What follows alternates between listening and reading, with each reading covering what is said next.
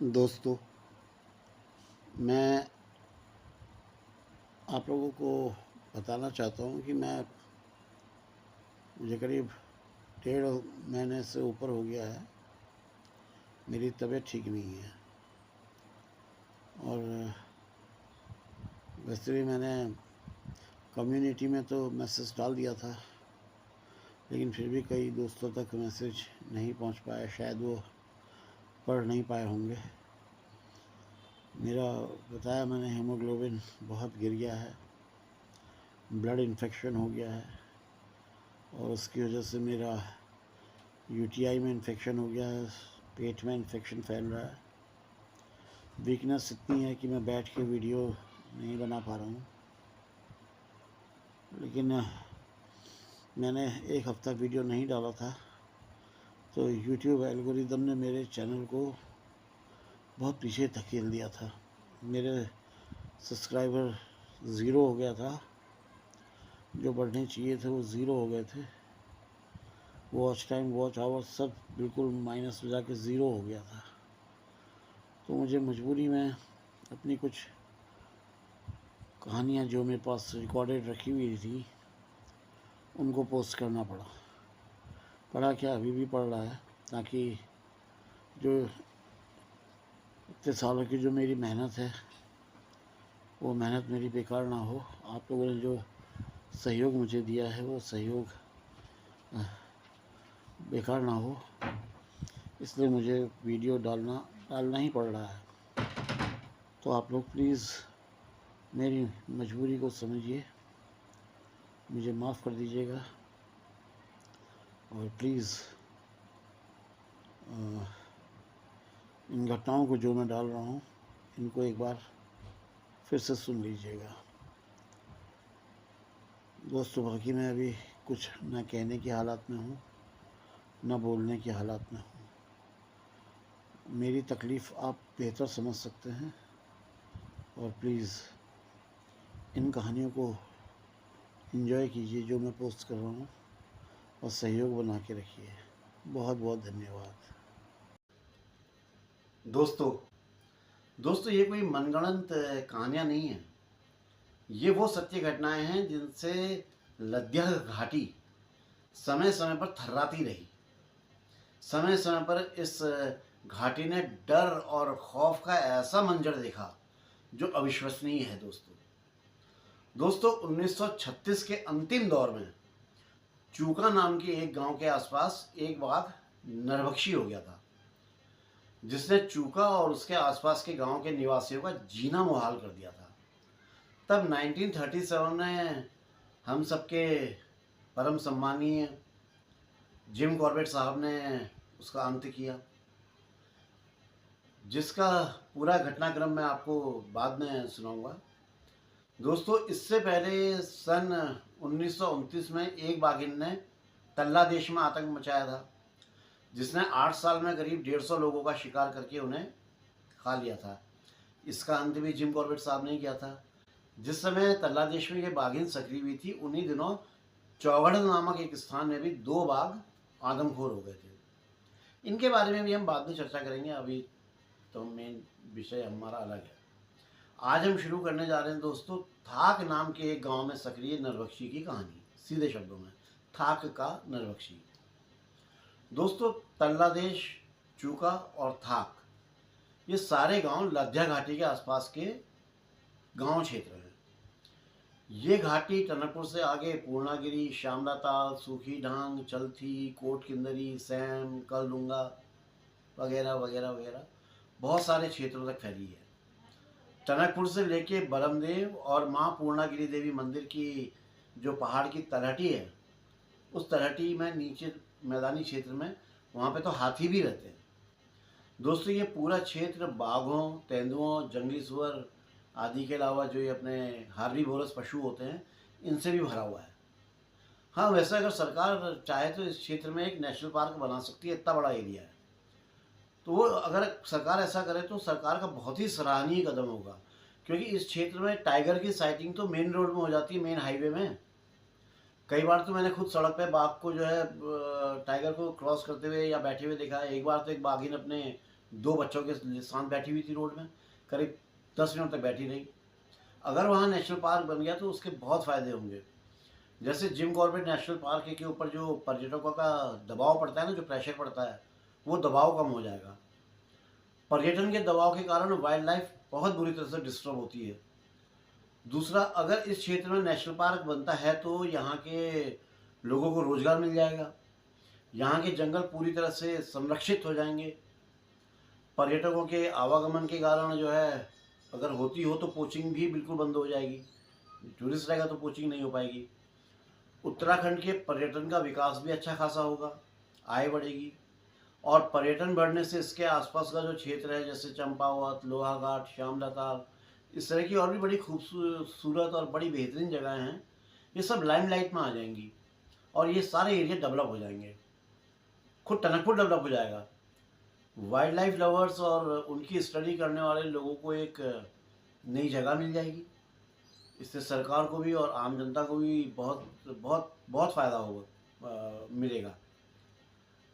Jim Corbett national park की तरफ जाने वाला पर्यटक कुछ पीलीभीत और कुछ इस रेंज में बढ़ जाएगा, जिससे वाइल्ड लाइफ या बिग कैट्स अपना स्वतंत्र और निश्चिंत होकर के अपने क्षेत्र में वो घूम सकेंगे, क्योंकि प्रेशर कम हो जाएगा उनके ऊपर। दोस्तों, आज हाथ के हाथ बस 2 मिनट बाघों के दांतों के बारे में भी थोड़ी सी चर्चा कर लेते हैं। जैसे तो आप लोगों को पता होगा, लेकिन फिर भी जिन लोगों को नहीं पता है वो लोग सुनिए।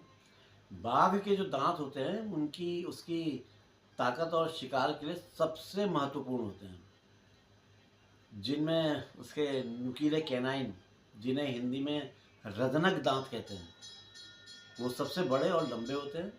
ये शिकार को पकड़ने और उसको दबोचने के लिए इस्तेमाल किए जाते हैं।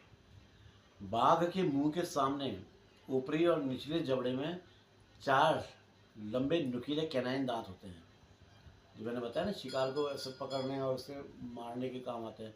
इन कैनाइन दांतों के अलावा बाघ के मुंह में छोटे दांत भी होते हैं, जिन्हें हिंदी में कृंतक और इंग्लिश में इंसिजर बोलते हैं।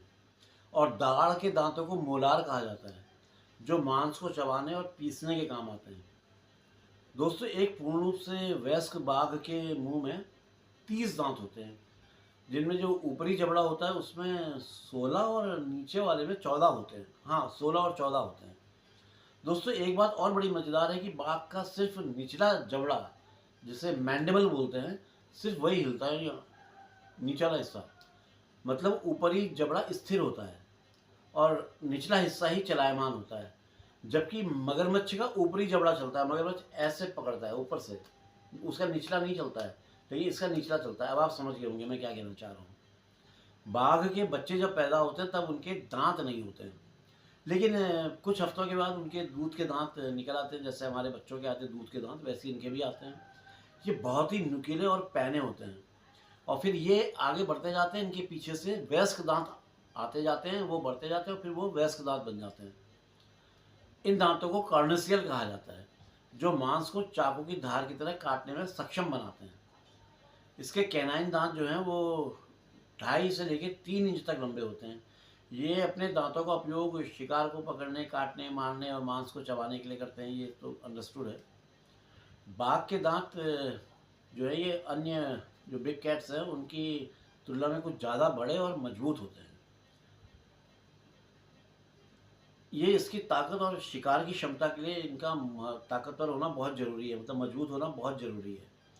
दोस्तों, बाघ अपने कैनाइन दांतों से अपने शिकार की गर्दन को दबोच लेता है और उसमें कैनाइन दांतों को से क्या उसकी सांस की नली को एकदम चोक कर देता है या उसकी गर्दन तोड़ देता है, जिससे शिकार मर जाता है। अमूमन उसकी जो ये चोक, इसको नली को चोक कर देता है, ये जो नली होती है ना सांस लेने वाली, फिर अपने जब वो मर जाता है तो अपने सामने के दांतों से शिकारों को नोच करके नोचने लगता है। और फिर जो दाढ़ के दांत होते हैं उसमें जो है मांस के बड़े बड़े टुकड़ों को छोटा करता है, हड्डियों को तोड़ता है और फिर निकल जाता है। ये कुछ मोटी मोटी बातें जो मैंने आपको एक बाघ के जबड़े के बारे में बताई। उम्मीद करता हूँ शायद आप लोगों को जानकारी, कई लोगों को पहले से होगी, कुछ लोगों को आज पता चल गई होगी। हालांकि कभी विस्तार से कभी और चर्चा करूँगा। आज तो हम चलते हैं अपने मुख्य विषय, यानी कि थाक का नरभक्षी। तल्ला देश की नरबख्शी बाघिन को मारने के बाद काफ़ी समय तक लद्या घाटी जो वैली थी, जो घाटी थी, इसमें शांति बनी रही। फिर अचानक सन 1938 सितंबर के महीने में नैनीताल में एक रिपोर्ट आई कि कोट किंदरी गांव में बाघ ने एक 12 साल की बच्ची को मार दिया है। फॉरेस्ट डिपार्टमेंट के डोनाल्ड स्टीवार्ट ने यह खबर जिम कॉर्बेट साहब को दी।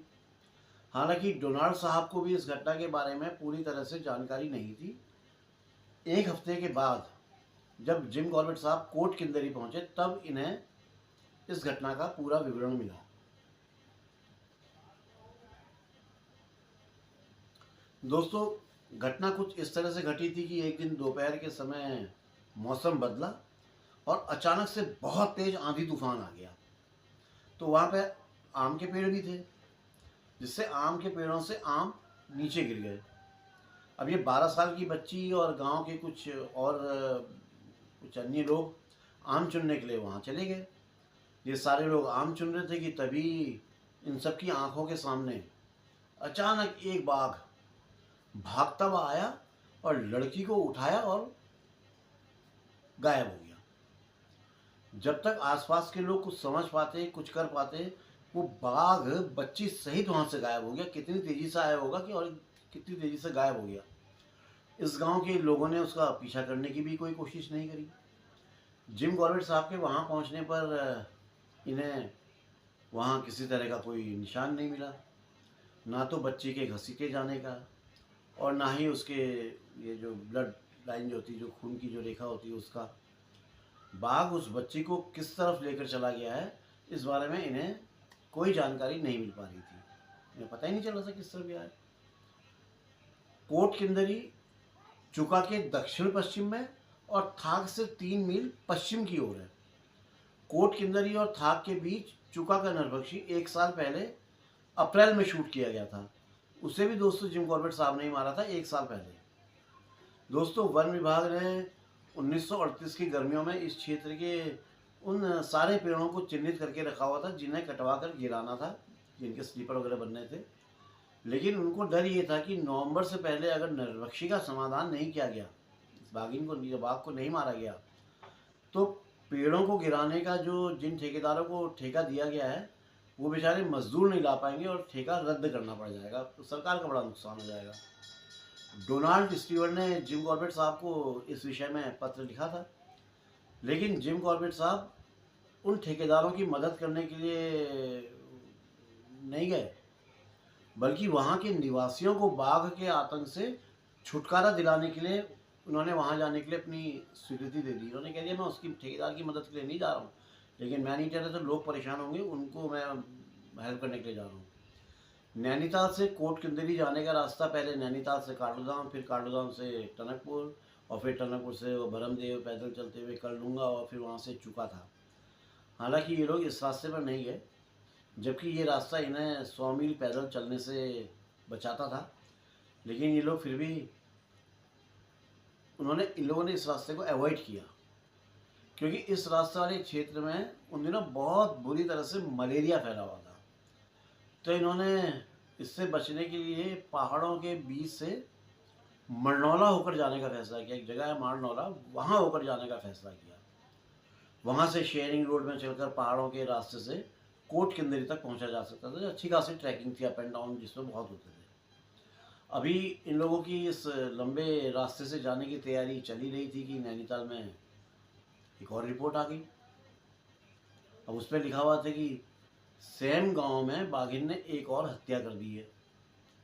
ये जो गांव सेम गांव जो था, ये लद्या नदी के बाएं किनारे पर था और चूका से इसकी दूरी करीब आधा मील थी, मात्र आधा मील, 500 मीटर लगभग। इस बार बाघिन ने एक बुजुर्ग महिला को अपना शिकार बनाया था, जो गांव के मुखिया की मां थी। वो बुजुर्ग महिला अपने 2 खेतों के बीच गिरी हुई टहनियों को इकट्ठा कर रही थी। लकड़ियां इकट्ठा करके वो उन्हें अपनी झोपड़ी के सामने लाई, अपने घर के सामने लाई और उनको जो है काटना उसने शुरू ही किया था कि अचानक ऊपर के खेत से एक बाघ उस पर झपटा। और ये हमला इतना अप्रत्याशित था कि वो बेचारी केवल एक ही बार चीख पाई और दूसरे ही क्षण बाघ उसे उठाकर 12 फुट ऊंची पहाड़ी के पार ऊपर जो खेत था उससे सीधे घने जंगलों के अंदर घुस गया। इस बुजुर्ग महिला का जो 20 साल का एक बेटा था, वो थोड़ा सा आगे एक खेत में काम कर रहा था। उसे ये सारा हादसा अपनी आंखों से होते हुए दिखा यार। लेकिन वो बेचारा ना इतनी बुरी तरह से डर गया था कि वो कुछ भी नहीं कर पाया। उसे समझ में नहीं आया वो कुछ क्या करे तो क्या करे। ना तो उसके गले से आवाज़ निकल पाई और ना ही वो अपनी माँ को बचाने के लिए बाघ के पीछे दौड़ पाया, ना चिल्ला, मतलब कुछ कर ही नहीं पाया। लड़के के बार बार कहने के 2 दिन बाद जो पटवारी था उस क्षेत्र का, वो सेम गांव में आया। अब ये देखो, पटवारी अपने साथ 80 लोगों का एक दल लेकर के आया था, मतलब 80 लोगों को अपने साथ लाया था। अब जिस तरफ भाग गया था ये सभी लोग उस तरफ बढ़ गए। उन्हें वहाँ पे जाके उस बुजुर्ग महिला के कपड़े और कुछ हड्डियों के टुकड़े मिले। जिस समय बाघ ने बुजुर्ग महिला में आक्रमण किया था उस समय लगभग दोपहर के 2 बजे हुए थे और धूप बहुत तेज थी। तो बाघ उसे ज़्यादा दूर तक नहीं ले गया, मात्र उसके घर से 60 गज की दूरी तक ले जाकर उसने महिला को खा लिया था। मतलब उसके खेत को पार करके जो 60 गज जंगल में घुस के 60 गज में उसने महिला को खा लिया था। इस विषय में जब नैनीताल रिपोर्ट पहुंची थी तब इबटसन साहब अल्मोड़ा, नैनीताल और गढ़वाल तीनों जिलों के डिप्टी कमिश्नर थे।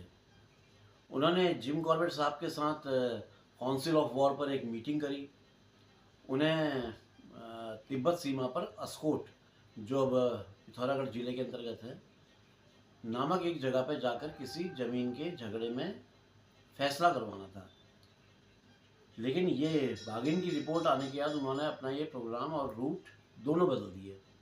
अब उन्होंने बागेश्वर होकर जाने के बजाय जिम कॉर्बेट के साथ पहले सेमगांव, फिर वहाँ से अस्कोट जाने का प्रोग्राम बना लिया।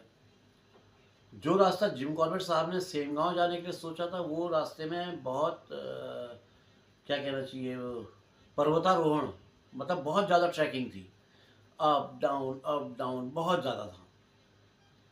इसलिए अब इन्होंने नांदौर वैली की तरफ से लद्या नदी की धारा के साथ साथ सेम गांव तक पहुंचने की योजना बनाई। इबटसन साहब 12 अक्टूबर को नैनीताल से रवाना हो गए, जबकि जिम कॉर्बेट साहब अगले दिन हल्द्वानी से आगे चोर गलिया में उनसे जाके मिले। दोनों लोग वहाँ पे मिल गए, दोनों टीमें। इन लोगों ने नांदौर जाते हुए नदी से करीब 120 मछलियाँ पकड़ी। इन लोगों को चलते हुए 5वां दिन हो गया था जब ये लोग दुर्गा पीपल पहुँचे। यहाँ से इन्होंने नदी को छोड़ दिया और एक बहुत कठिन चढ़ाई वाले रास्ते पर चलना शुरू कर दिया और फिर एक सही सी जगह देख करके वहाँ पर इन्होंने अपनी एक रात और बिताई। अगले दिन सुबह जल्दी ही इन लोगों ने चलना शुरू कर दिया और अपना टेंट रात के समय लद्या नदी के बाएं किनारे पर चलथी नामक एक स्थान है, वहाँ से 12 मील दूर कहीं पर अपना कैंप इन्होंने लगा लिया। इन लोगों का भाग्य अच्छा था, इनकी किस्मत अच्छी थी, क्योंकि इस बार मानसून जल्दी सिमट गया था, मानसून पहले निपट गया था।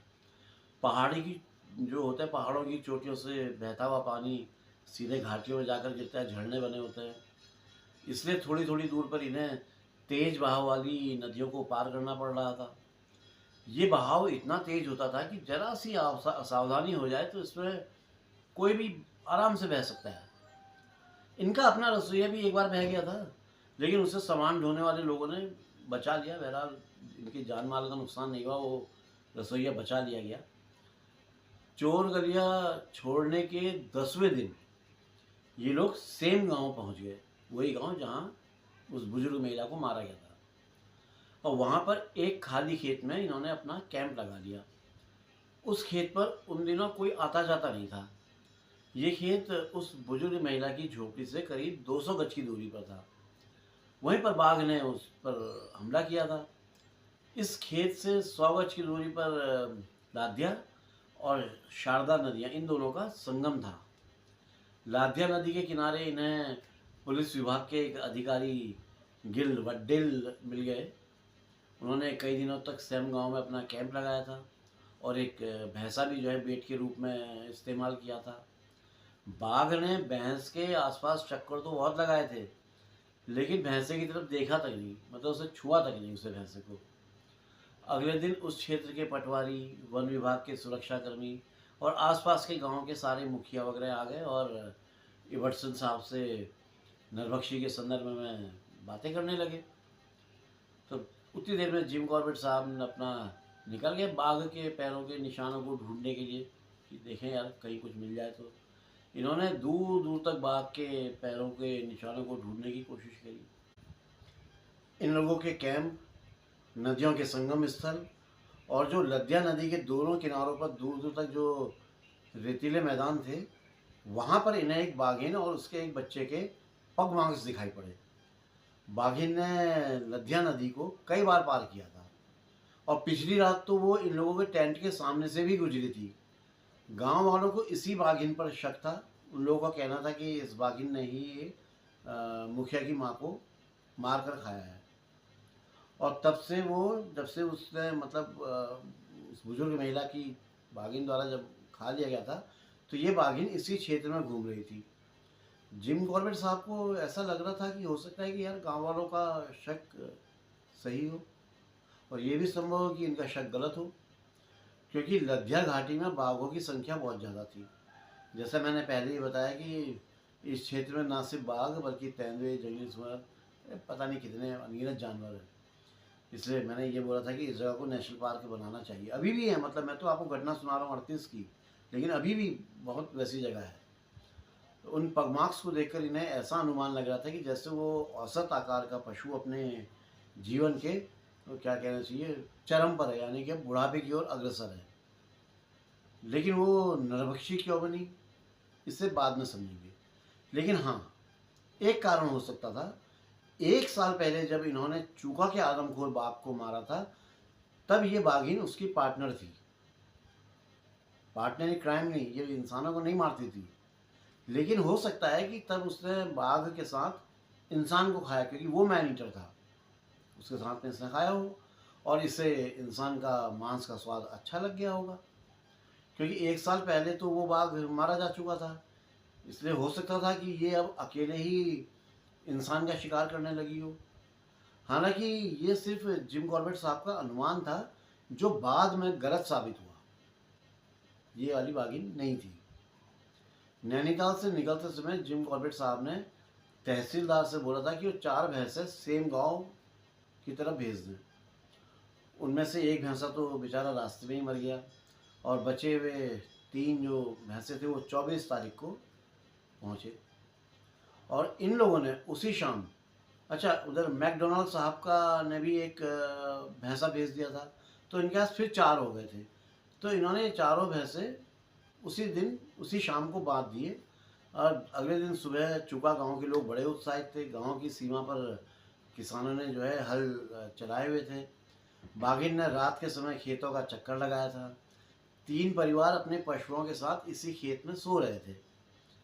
बाघिन की गंध पाकर पशु बहुत बेचैन हो गए थे और वो बड़ी आवाज़ें करने लगे थे, जिससे क्या हुआ कि जो परिवार सो रहे थे वो जाग गए और वहाँ से निकल गए, उनकी जान बच गई।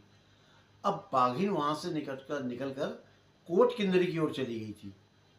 वो उस रास्ते में भैंसों के पास से भी निकली थी, जहाँ जहाँ पे भैंसें बंधी थी वहाँ से निकली थी, लेकिन उसने किसी भी भैंस को नहीं छुआ, देखा तक नहीं, परवाह नहीं करी। पटवारी, जंगल के सुरक्षाकर्मी और गांव वालों का कहना था कि ये बाघिन भैंसों को नहीं मारेगी, इसलिए इन पर समय बिताना जो है बेकार है, क्योंकि साहब ये तरीका पहले भी अपनाया जा चुका है, लेकिन इसमें कोई सफलता नहीं मिल रही थी, तो इसलिए ये इसके पीछे समय बर्बाद मत कीजिए। 27 तारीख की सुबह ये लोग नाश्ता करके उठे ही थे कि मुखिया के भाई तिवारी जी, उनकी अगुवाई में एक दल इनके कैंप में पहुंच गया। उन्होंने बताया कि गांव का एक व्यक्ति नहीं मिल रहा साहब। तिवारी जी का कहना था कि वो आदमी पशुओं को देखने के लिए जा रहा था कि कहीं उसके पशु गांव की सीमा से बाहर तो नहीं निकल गए, लेकिन वो लौट के वापस नहीं आ पाया। अब उसके नहीं लौटने पर सारे गांव वालों को क्या कहना था कि वो जरूर बाघिन ने उसे मार डाला होगा, निपटा दिया होगा। इन लोगों की सारी तैयारी हो गई और करीब 10 बजे के आसपास इवर्टसन परिवार और जिम कॉर्बेट साहब थाक गांव के लिए निकल गए। इन लोगों के साथ साथ तिवारी जी और उसके साथ आए हुए जो आदमी थे वो भी चल पड़े। वैसे तो ये रास्ता केवल 2 मील का था, लेकिन इसकी चढ़ाई बहुत खतरनाक थी, बड़ी सीधी खड़ी चढ़ाई। ये लेकिन ये लोग समय नहीं गंवाना चाहते थे, इसलिए बिना रुके ये चलते गए, पसीने से लथपथ और एकदम बेदम होकर के ये फाइनली ये लोग गांव की सीमा पर पहुंच ही गए। जैसे ही ये लोग कांटेदार झाड़ियों से ढकी हुई जमीन को पार करके गांव में पहुंचे, तो इन्हें किसी महिला के रोने की आवाज़ें सुनाई पड़ी। जिम कॉर्बेट साहब यहाँ पे लिखते हैं कि पति की मृत्यु होने पर भारतीय स्त्री जो विलाप करती है, जो रोती है, वो बहुत ही दर्द और करुणा से भरा हुआ होता है। उसे देख के रोना आ जाता है। अब ये लोग उस महिला के पास पहुँच गए। वहाँ पर 10-15 लोग इनका इंतज़ार कर रहे थे। उनका कहना था कि उन्होंने अपनी छत से कुछ सफ़ेद चीज़ चमकती हुई देखी है, जो शायद हो सकता है कि उस महिला के पति के कपड़े हों। तो इबर्टसन साहब, तिवारी जी और जिम कॉर्बेट साहब उस सफ़ेद चीज़ को ढूंढने के लिए चल पड़े।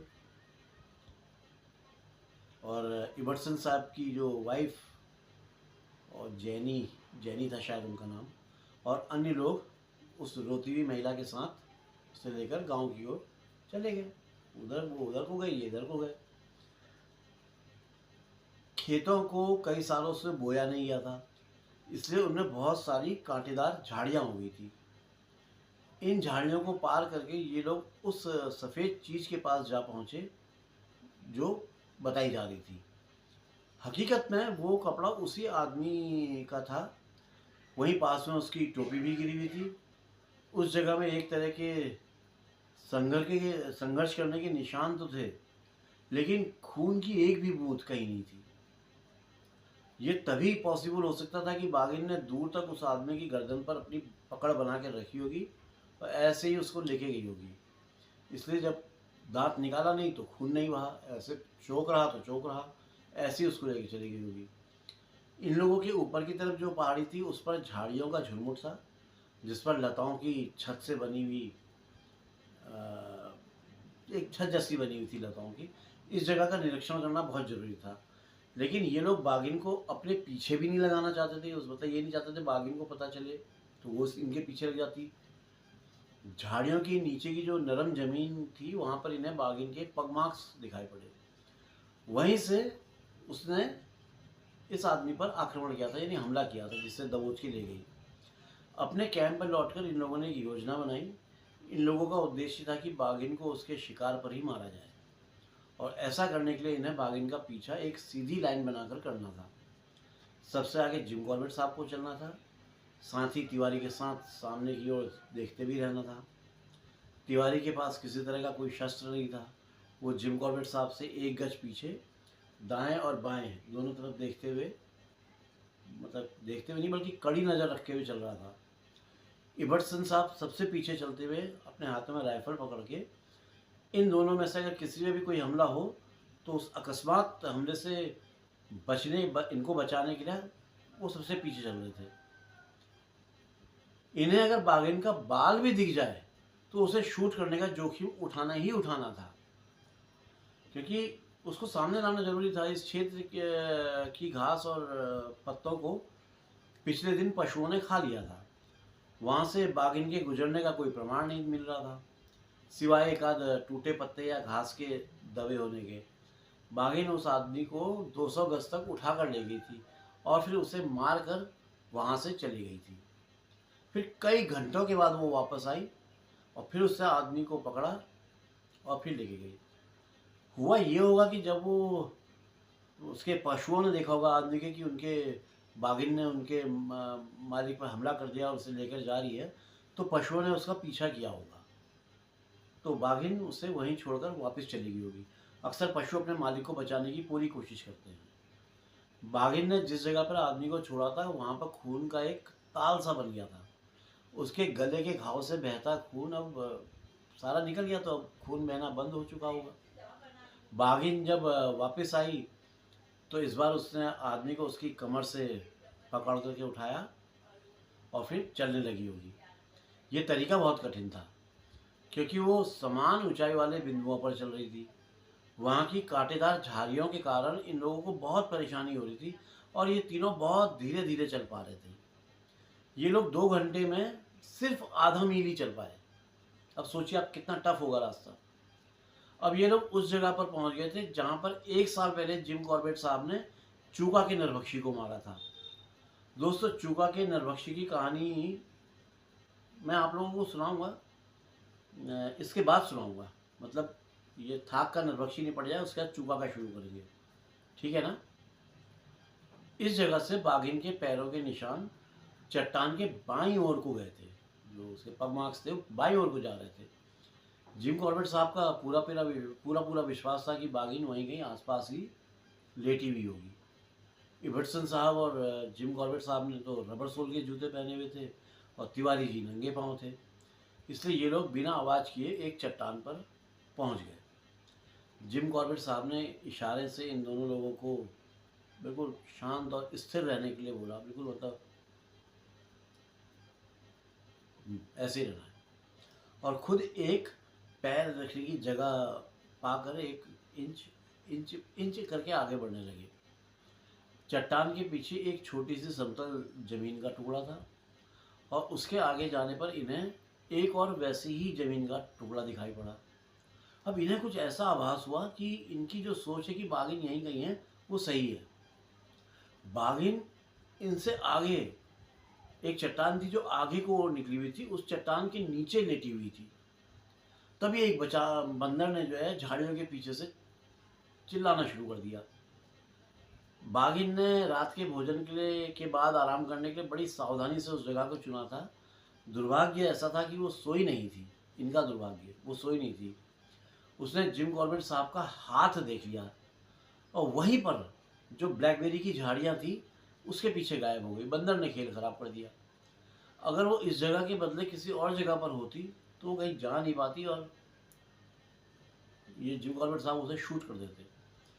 यहाँ पर नज़दीक में झाड़ियाँ थी तो गायब हो गई। बिल्कुल अंतिम क्षणों में इन लोगों की सारी योजना फेल हो गई।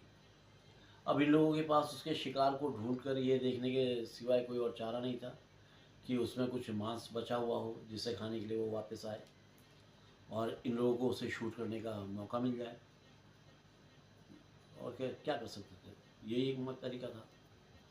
तो दोस्तों, क्या इन्हें उसका शिकार मतलब उस बाघे आदमी की बॉडी मिली जिसे बाघिन ले गई थी? अगर मिली तो क्या बाघिन लौट के आई होगी उसके ऊपर? क्या इन लोगों ने उसे, इन लोगों को मतलब बाघिन ने इन लोगों को गोली चलाने का मौका दिया होगा? तो दोस्तों, ये सब जानने के लिए तो आपको बने रहना पड़ेगा उत्तरांचल डायरीज़ के साथ। आप लोग जो अपना कीमती समय उत्तरांचल डायरीज़ को देते हैं ना, वो बहुत बहुमूल्य और अतुलनीय है मेरे लिए यार। उम्मीद करता हूँ कि आप लोगों का प्यार और आशीर्वाद हमेशा ऐसा ही बना रहेगा। जो भी महिला और पुरुष मित्र आज चैनल में पहली बार आए हैं, उन सबको मेरा आभार, अभिनंदन और नमस्कार। आप लोगों ने कहानी को सुनने के लिए जो अपना बेशकीमती समय निकाला है, उसके लिए तहे दिल से शुक्रिया। उम्मीद करता हूँ कि अब आगे के एपिसोड भी आप लोग ज़रूर सुनना चाहेंगे।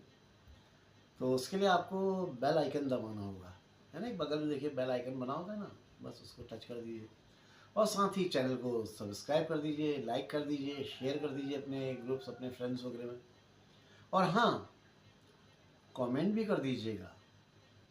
आप जितने भी नए और मेरे पुराने मित्र हैं, आप सभी मित्रों से प्रार्थना करता हूँ यार, वो थैंक यू वाले ऑप्शन का उपयोग ज़रूर करें। एक दिया हुआ है ना थैंक यू, उसको ज़रूर उपयोग करें। और जो भी आपसे बने वो डोनेशन चैनल को ज़रूर करें। ये आपका अपना चैनल है, इसे भरपूर प्यार और आशीर्वाद, इसके अलावा सहयोग दीजिए ताकि थोड़ा सा कुछ आगे बढ़ पाएँ। तो देंगे ना? Okay, thank you. तो दोस्तों, फ़िलहाल तो आज्ञा दीजिए चलने की, और मिलता हूँ जल्दी ही ये बताने के लिए कि फिर क्या हुआ, दोस्तों ठीक है, फिर फ़िलहाल तो आज्ञा दीजिए। हाँ? बाय। जय बद्री विशाल, जय उत्तराखंड, जय जय जय जय माँ भारती।